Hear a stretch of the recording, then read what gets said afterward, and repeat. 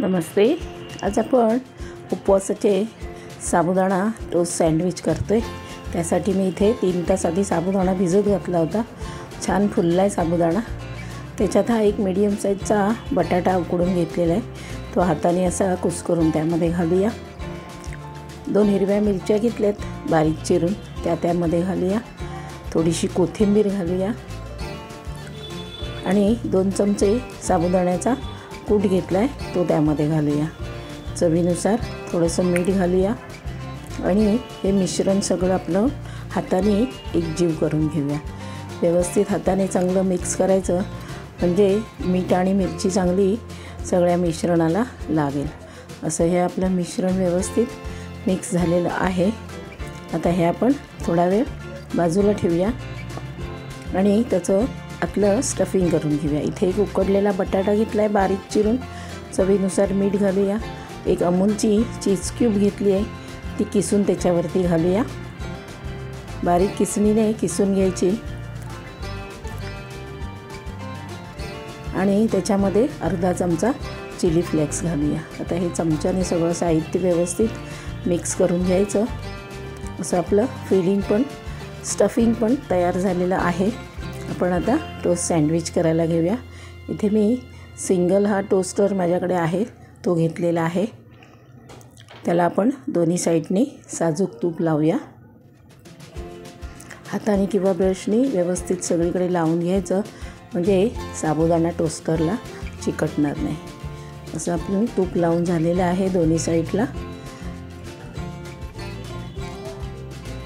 आता आपण जे मिश्रण केलं साबुदाण्याचं त्यातला एक गोळा घ्यायचा व्यवस्थित आणि टोस्टरवरती ठेवून व्यवस्थित सगळीकडे पसरवून घ्यायचं। ते जास्त जाड नाही थापायचा।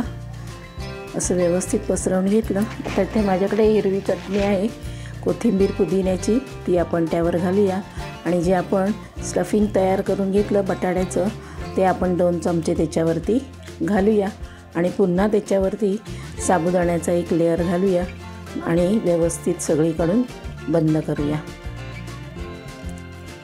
असं व्यवस्थित सगळीकडे लावून घ्यायचं। आता टोस्टर बंद करूया आणि गॅसवरती आपण हा दोन्ही साईडनी खरपूस असा एक 4-5 मिनटं भाजून घेऊया। दोन्ही साईडनी उलटसुलट करून शेकवून घ्यायचा चांगला। तुम्ही बघू शकताय एका साईडनी मस्त शेकला तर दुसरी बाजू पण आपण 1-2-3 मिनटं शेकवून घेऊया।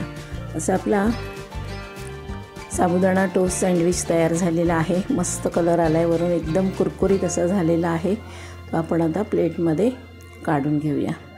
खूप गरम आहे। प्लेटमध्ये काढून घेतला। आपण आता त्याचे 2 भाग करूया। मधोमध आपण त्याला कट करूया। वरून एकदम कुरकुरीत आणि आतून एकदम असा सॉफ्ट चीज एकदम मेल्ट झालेला आहे त्यातलं। असा आपण साबुदाणा टोस्ट सँडविच आपला तयार झालेला आहे। हा तुम्ही हिरवी चटणी पुदिन्याची किंवा टोमॅटो सॉस बरोबर पण खाऊ शकता। असाच तुम्ही पण करा आणि तुमच्या प्रतिक्रिया मला कमेंट करून सांगा। व्हिडिओ आवडला तर मैत्रिणींसोबत शेअर करा। पुन्हा भेटूया अशा छान आणि सोप्या रेसिपीसोबत। तोपर्यंत बाय बाय।